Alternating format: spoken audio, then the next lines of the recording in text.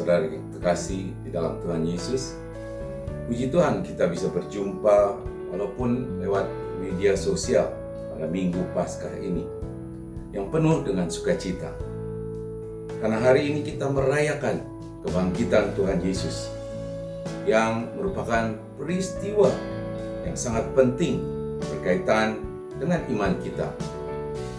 Rasul Paulus di dalam 1 Korintus 15 ayat 14 mengatakan, "Tetapi andai kata Kristus tidak dibangkitkan, maka sia-sialah pemberitaan kami, dan sia-sialah juga kepercayaan kamu." Karena kita percaya kepada Tuhan Yesus yang sudah bangkit, berarti kita percaya kepada Allah yang hidup. Kita berjerih payah dan berjuang dalam iman, karena kita menaruh pengharapan kepada Allah yang hidup, Juru Selamat semua manusia. Kita bukan percaya kepada patung-patung atau benda-benda mati buatan manusia. Kita percaya kepada Kristus yang sudah menderita, bahkan sampai mati di atas kayu salib, untuk menebus dosa-dosa saya dan saudara. Kemudian Dia dikuburkan, dan pada hari yang ketiga Dia bangkit dari antara orang mati. Oleh karena itu, jika Kristus tidak dibangkitkan, maka sia-sialah kepercayaan kamu dan kamu masih hidup dalam dosamu. Demikian firman Tuhan dalam 1 Korintus 15 ayat yang ke-17. Kebangkitan Tuhan Yesus membebaskan kita sebagai orang-orang yang percaya, membebaskan dari dosa, sehingga kita tidak lagi menjadi hamba dosa, tapi hamba kebenaran. Jadi, apabila ada di antara saudara yang belum percaya dan belum sungguh-sungguh percaya kepada Tuhan Yesus yang menghapus dosa manusia, saat ini juga buka hati saudara untuk menerima Yesus sebagai Tuhan dan Juru Selamat pribadimu. Yesus sudah bangkit. Haleluya. Bapak Ibu jemaat yang dikasihi Tuhan, sebelum kita merenungkan firman Tuhan hari ini, mari kita berdoa. Bapa di surga, Allah yang kami kenal dan kami sembah di dalam nama Tuhan Yesus. Kami mengucap syukur untuk pemeliharaan Tuhan bagi kami semua. Tuhan sertai kemana kaki kami melangkah. Tuhan cukupkan segala kebutuhan jasmani kami. Dan bahkan Tuhan lindungi kami dari dampak buruk virus corona yang sedang merajalela saat ini. Jikalau ada di antara umat-Mu saat ini yang terpapar virus corona, dimanapun mereka berada, kami mohon pertolongan Tuhan untuk memberikan kekuatan dan pemulihan bagi kesehatan mereka, sesuai dengan waktu dan kehendak Tuhan saja. Bapa, kami bersyukur untuk waktu ini, karena kami masih Tuhan berikan kesempatan dan hak istimewa untuk merenungkan sebagian dari firman-Mu. Kami mohon urapan-Mu turun atas kami semua untuk mencerahkan hati dan pikiran kami, sehingga kami dapat mengerti akan kebenaran firman-Mu. Kuasai hamba-Mu yang akan menyampaikan isi hati Tuhan kepada kami, supaya apa yang terucap darinya hanyalah kebenaran dari Tuhan dan untuk kemuliaan Tuhan saja. Kami siap belajar tentang firman-Mu Tuhan yang akan menjadi terang bagi kaki kami dan pelita bagi jalan kehidupan kami. Berbicaralah Tuhan, kami siap mendengarkan firman-Mu. Di dalam nama Tuhan Yesus, kami mengucap syukur dan berdoa. Haleluya. Amin. Damai sejahtera bagi kamu. Demikianlah salam Tuhan Yesus kepada murid-muridnya ketika Ia menampakkan diri. Dan juga salam damai bagi saudara sekalian dari Tuhan Yesus. Kiranya sukacita dan damai sejahtera dari Allah Bapa di surga ada di hati saudara. Meskipun saat ini dalam keadaan yang sulit, dalam keadaan kegelisahan, dalam kekhawatiran, mungkin juga ketakutan karena adanya pandemi virus corona yang telah memporak-porandakan tatanan kehidupan dunia. Meskipun kita dalam keadaan bingung dan tidak ada kepastian kapan pembatasan sosial berskala besar akan berakhir dan pandemi COVID-19 itu akan berlalu. Tapi kita tahu pasti bahwa Tuhan Yesus sudah bangkit dan oleh karenanya kita pasti memperoleh keselamatan dan kehidupan kekal setelah selesai waktu hidup kita di dunia ini. Itulah iman pengharapan kita sebagai orang-orang yang sudah ditebus oleh darah Yesus. Amin, saudara. Hari ini saya ingin mengajak saudara untuk membuka Alkitab kita dan kita akan membaca firman Tuhan dari Injil Lukas pasal yang ke-12, ayat yang ke-13 sampai yang ke-35. Dalam perikop, Yesus menampakkan diri di jalan ke Emmaus. Saya akan membaca untuk saudara. Silakan saudara menyimak sambil ikut membacanya. Boleh juga dengan bersuara. Yesus menampakkan diri di jalan ke Emmaus. Pada hari itu juga, 2 orang dari murid-murid Yesus pergi ke sebuah kampung bernama Emmaus, yang terletak kira-kira 7 mil jauhnya dari Yerusalem. Dan mereka bercakap-cakap tentang segala sesuatu yang telah terjadi. Ketika mereka sedang bercakap-cakap dan bertukar pikiran, datanglah Yesus sendiri mendekati mereka, lalu berjalan bersama-sama dengan mereka. Tetapi ada sesuatu yang menghalangi mata mereka, sehingga mereka tidak dapat mengenal Dia.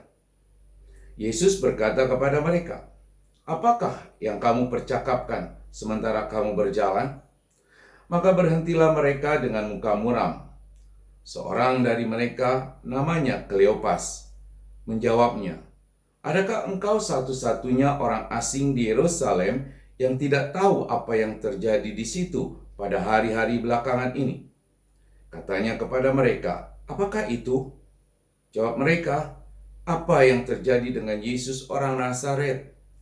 Dia adalah seorang nabi yang berkuasa dalam pekerjaan dan perkataan di hadapan Allah dan di depan seluruh bangsa kami.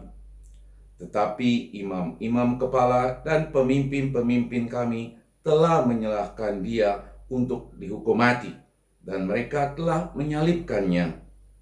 Padahal kami dahulu mengharapkan bahwa Dialah yang datang untuk membebaskan bangsa Israel. Tetapi sementara itu telah lewat 3 hari sejak semuanya itu terjadi. Tetapi beberapa perempuan dari kalangan kami telah mengejutkan kami. Pagi-pagi buta mereka telah pergi ke kubur dan tidak menemukan mayatnya. Lalu mereka datang dengan berita bahwa telah kelihatan kepada mereka malaikat-malaikat yang mengatakan bahwa Ia hidup. Dan beberapa teman kami telah pergi ke kubur itu dan mendapati bahwa memang benar yang dikatakan perempuan-perempuan itu, tetapi Dia tidak mereka lihat. Lalu Ia berkata kepada mereka, "Hai kamu orang bodoh, betapa lambannya hatimu, sehingga kamu tidak percaya segala sesuatu yang telah dikatakan para nabi. Bukankah Mesias harus menderita semuanya itu untuk masuk ke dalam kemuliaannya?" Lalu Ia menjelaskan kepada mereka apa yang tertulis tentang Dia dalam seluruh kitab suci, mulai dari kitab-kitab Musa dan segala kitab nabi-nabi. Mereka mendekati kampung yang mereka tuju. Lalu Ia berbuat seolah-olah hendak meneruskan perjalanannya. Tetapi mereka sangat mendesaknya, katanya, "Tinggallah bersama-sama dengan kami, sebab hari telah menjelang malam, dan matahari hampir terbenam." Lalu masuklah Ia untuk tinggal bersama-sama dengan mereka. Waktu Ia duduk makan dengan mereka, Ia mengambil roti, mengucap berkat, lalu memecah-mecahkannya, dan memberikannya kepada mereka. Ketika itu terbukalah mata mereka, dan mereka pun mengenal Dia. Tetapi Ia lenyap di tengah-tengah mereka. Kata mereka seorang kepada yang lain, "Bukankah hati kita berkobar-kobar ketika Ia berbicara dengan kita di tengah jalan, dan ketika Ia menerangkan kitab suci kepada kita. Lalu bangunlah mereka dan terus kembali ke Yerusalem. Di situ mereka mendapati ke-11 murid itu. Mereka sedang berkumpul bersama-sama dengan teman-teman mereka. Kata mereka itu, sesungguhnya Tuhan telah bangkit dan telah menampakkan diri kepada Simon. Lalu kedua orang itu pun menceritakan apa yang terjadi di tengah jalan dan bagaimana mereka mengenal Dia pada waktu Ia memecah-mecahkan roti. Semikian jauh pembacaan firman Tuhan. Sekali lagi yang berbahagia ialah kita yang selalu membaca merenungkan firman Tuhan dan menjadi pelaku-pelaku firman Tuhan. Amin. Saudara yang kekasih dalam Tuhan Yesus, peristiwa Yesus menampakkan diri di jalan ke Emmaus kepada dua orang muridnya itu terjadi pada hari yang sama pada waktu Dia dibangkitkan. Nah, salah satu dari kedua orang itu dikenal dengan nama Kleopas atau Alfeus, yang menurut penulis kuno itu diyakini sebagai kakaknya Yusuf, ayah Yesus. Nah, sedangkan orang yang satunya tidak diketahui siapa namanya. Mereka sedang dalam perjalanan ke Emmaus yang berjarak 7 mil dari Yerusalem. Ya, kurang lebih kira-kira 11 km begitulah. Dan akan ditempuh dengan berjalan kaki selama kurang lebih 2 sampai 2,5 jam. Nah, mereka sedang bercakap-cakap saat itu tentang segala sesuatu yang baru-baru saja terjadi. Dari ayat ke-19 sampai 20 yang kita baca tadi, kita tahu bahwa kedua murid itu sedang membicarakan tentang Yesus orang Nazaret. Nah, sedang mereka asik bercakap-cakap, Yesus mendekati mereka dan berjalan bersama-sama dengan mereka. Tapi sayang, kedua murid itu tidak mengenali bahwa itu adalah Yesus yang sudah bangkit. Sebab ada sesuatu yang menghalangi mata mereka. Demikian kata firman Tuhan. Sehingga mereka tidak dapat mengenali Dia. Nah, kita mengerti bahwa saat itu Kleopas dan temannya, juga murid-murid yang lain, sedang dalam keadaan sedih. Mereka kecewa. Mereka hilang harapan. Karena mereka menyaksikan bagaimana Yesus orang Nazaret yang mereka kagumi itu dan diharapkan sebagai Mesias bagi bangsa Israel, ternyata tidak ada kuasa apa-apa. Ketika Dia disiksa, Dia dicambuk, kemudian Dia disalibkan, bahkan sampai mati di atas kayu salib itu. Mereka juga dalam keadaan hati yang penuh ketakutan terhadap orang-orang Yahudi, karena mereka ini adalah pengikut-pengikut Yesus, sehingga mereka takut terkena imbas. Sesuatu apakah yang membuat mereka itu tidak dapat mengenali Tuhan Yesus? Ada dua hal yang saya pahami, saudara. Yang pertama, kedua murid itu termasuk juga perempuan-perempuan yang mendatangi kubur Yesus pada waktu pagi-pagi benar, mengalami krisis.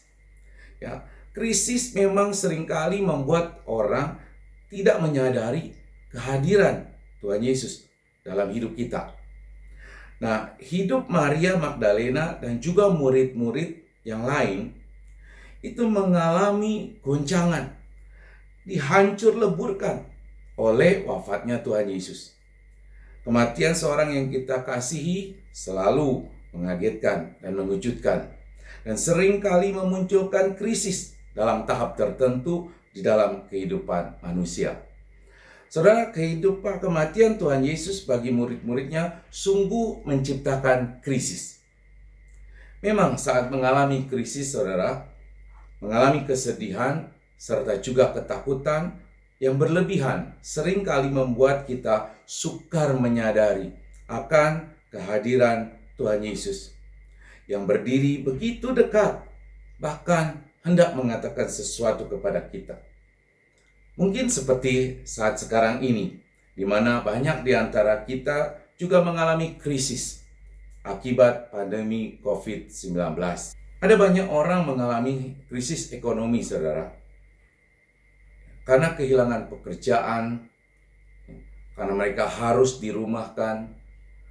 Mungkin pekerja-pekerja non-formal kehilangan pekerjaannya.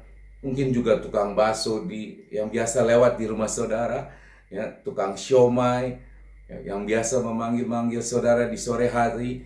Mungkin juga tukang nasi goreng yang menjadi teman darurat pada saat malam hari jika kita lapar. Mereka semua sudah pulang kampung, saudara. Karena memang tidak ada lagi yang bisa diharapkan dalam situasi seperti sekarang ini. Semua orang mengurangi aktivitas keluar rumah.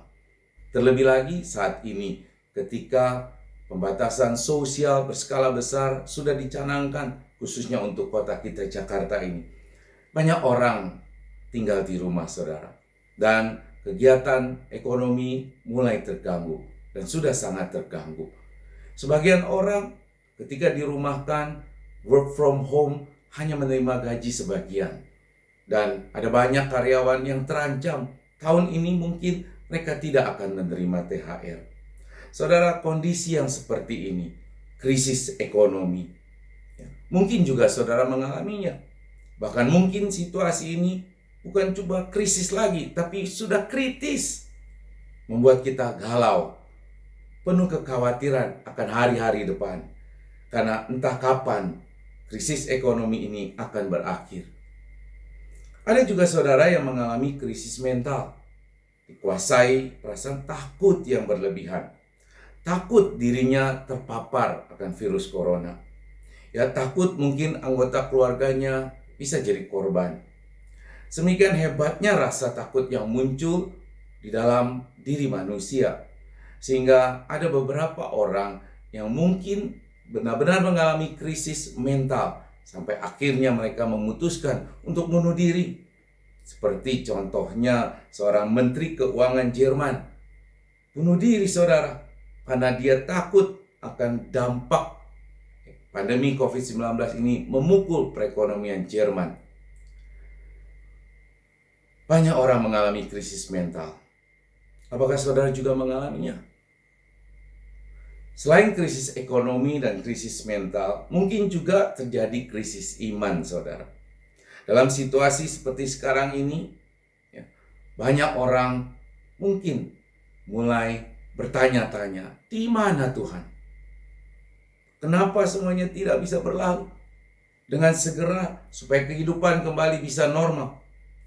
Tapi di sisi lain, ada juga situasi di banyak negara, banyak orang-orang yang dulu percaya kepada Tuhan Yesus kemudian meninggalkan Dia dan mulai kembali berteriak, berdoa, berlutut, mengangkat tangan untuk mohon pertolongan Tuhan.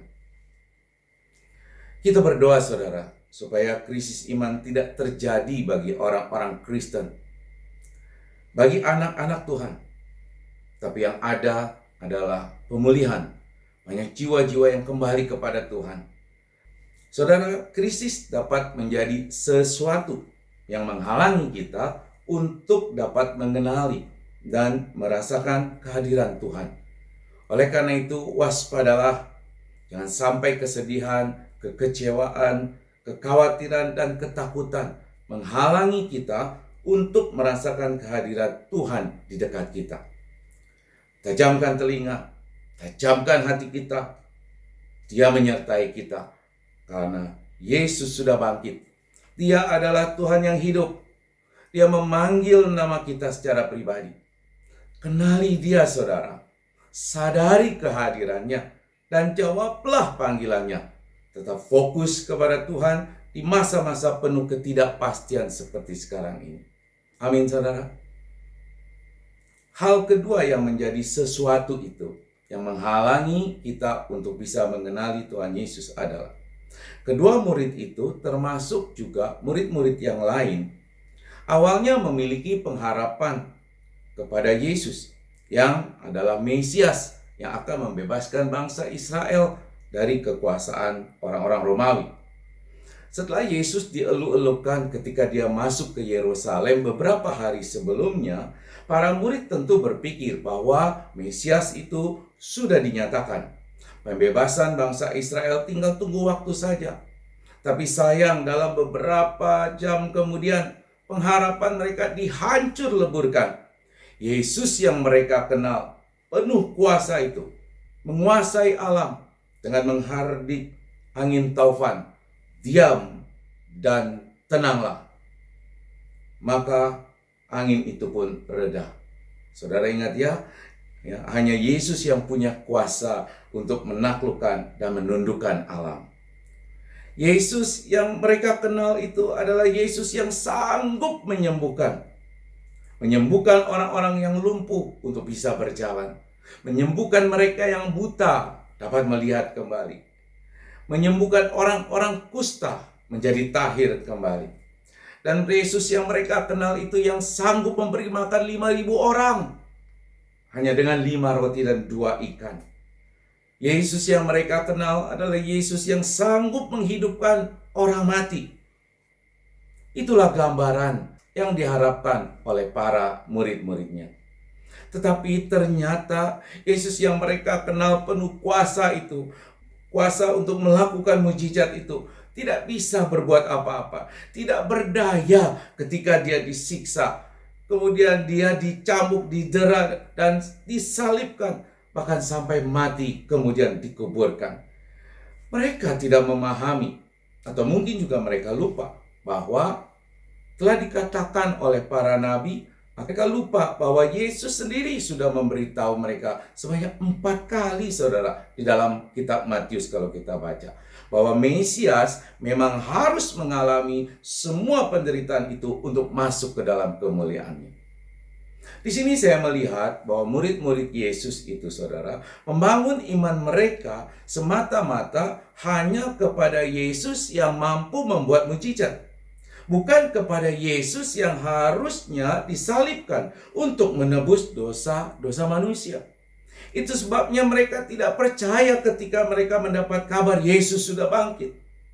Jadi tidak pernah terpikirkan oleh kedua orang murid itu bahwa orang yang ada bersama dengan mereka saat itu sebagai Tuhan Yesus. Ya, karena iman pengharapan yang kurang tepat itu juga membuat para murid Yesus awalnya tidak percaya bahwa Yesus sudah bangkit.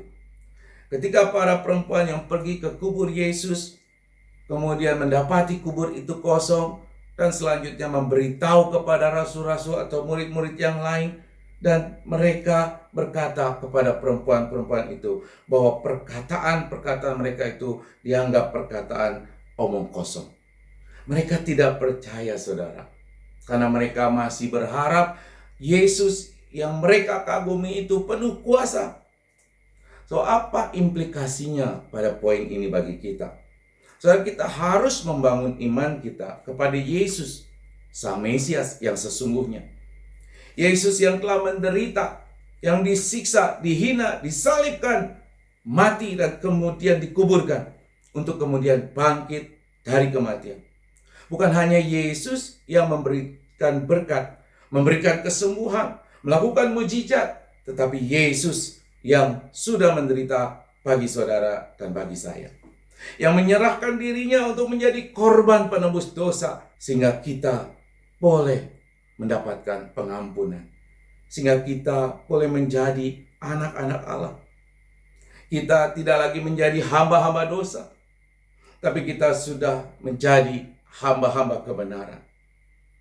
Kita harus membangun iman kita kepada Yesus yang sudah bangkit dari kematian setelah mengalahkan kuasa maut demi untuk menyelamatkan kita. Jadi saudara, sekalipun sakitmu belum disembuhkan, tetap percaya kepada Yesus yang disalibkan ganti dirimu.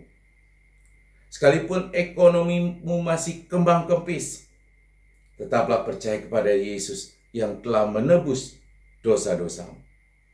Sekalipun usahamu, pekerjaanmu, atau apapun yang kau kerjakan belum ada kemajuan, belum ada keberhasilan, tetap percaya kepada Yesus yang sudah membayar lunas hutang-hutang dosamu.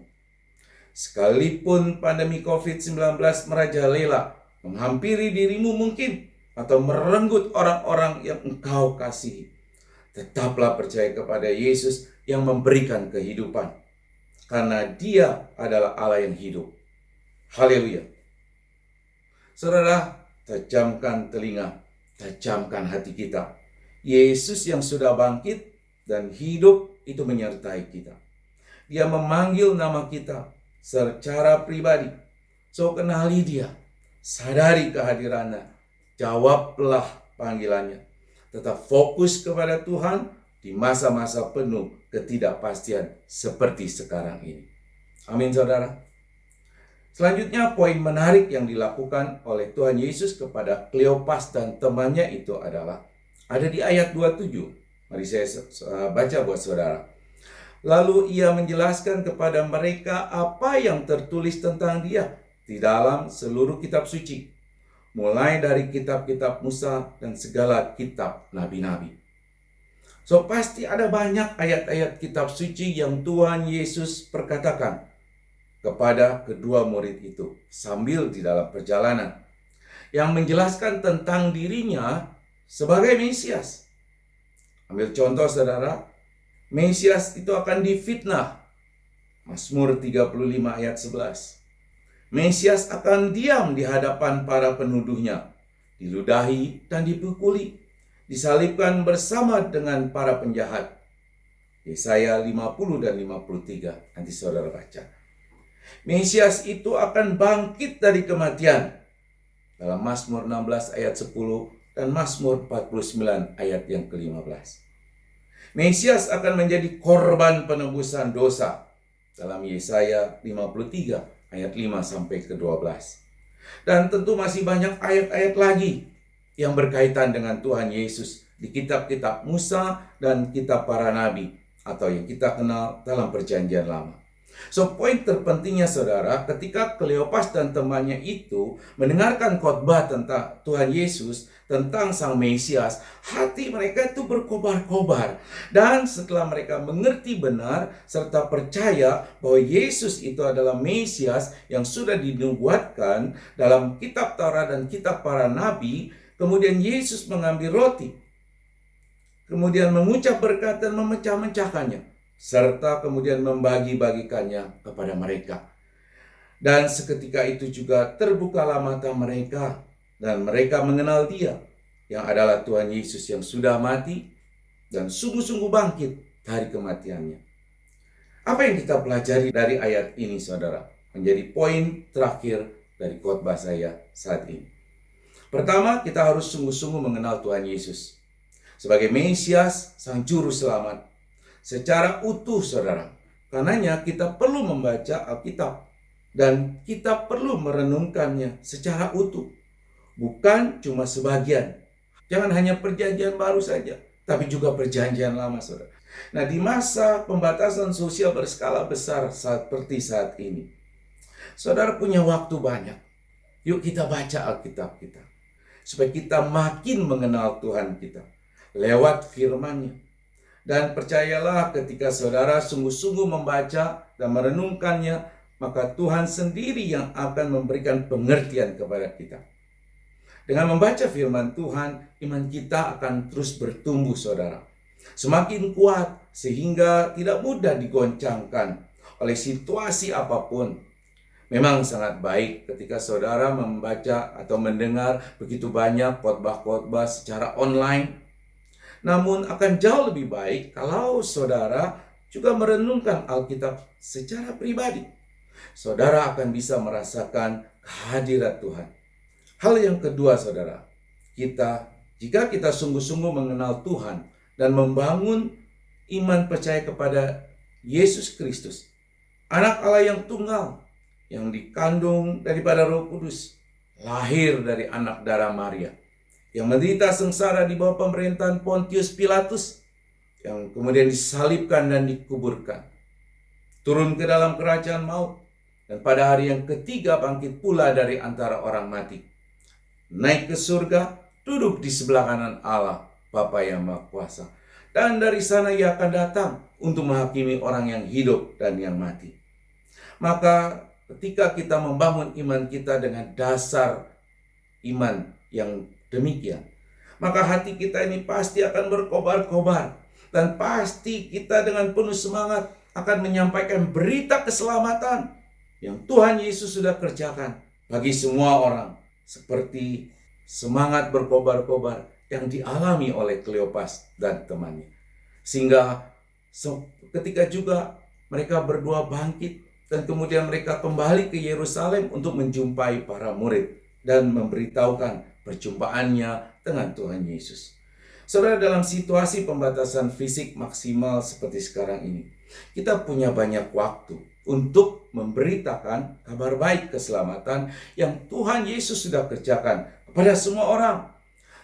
Jangan hanya memberitakan tentang Tuhan Yesus yang sanggup menyembuhkan, Yesus yang memberkati dengan berkat jasmani, Yesus yang sanggup membuat mujizat atas kehidupanmu. Itu oke, saudara. Tapi jauh lebih penting dari itu, beritakanlah tentang Yesus yang menderita, Yesus yang kemudian disalibkan, Yesus yang menebus dosa kita, dan Yesus yang dibangkitkan dari antara orang mati.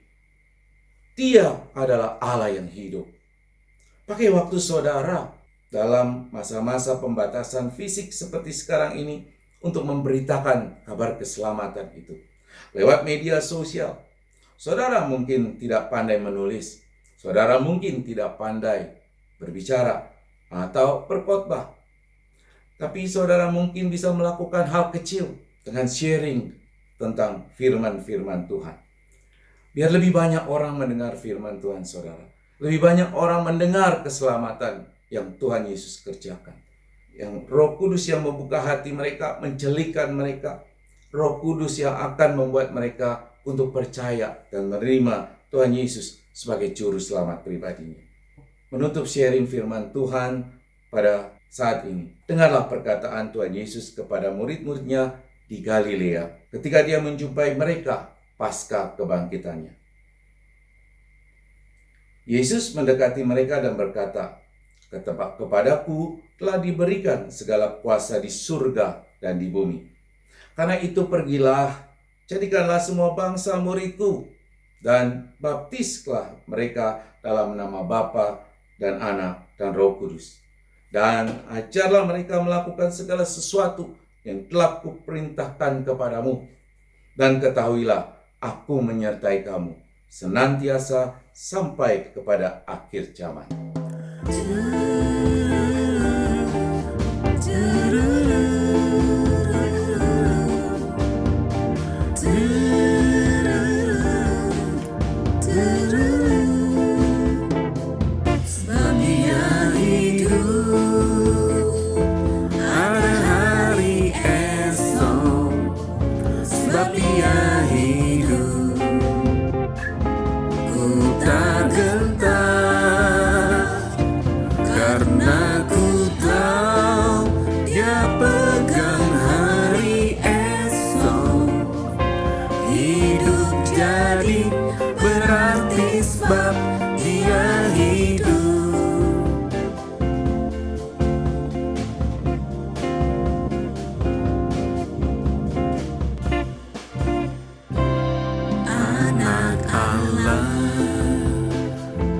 Yesus namanya menyembuhkan, menyucikan,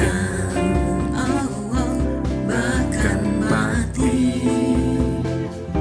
tebus dosaku, kubur kosong membuktikan Dia hidup, sebab Dia hidup. Ada hari esok, sebab Dia hidup. Ku tak gentar, karena ku tahu Dia pegang hari esok. Hidup jadi berarti sebab Dia hidup. Hidup jadi berarti sebab Dia hidup.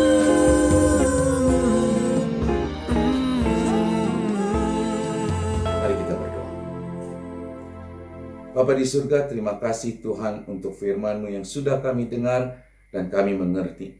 Terima kasih karena Engkau sudah rela menderita dan mati disalibkan demi untuk menebus dosa-dosa kami.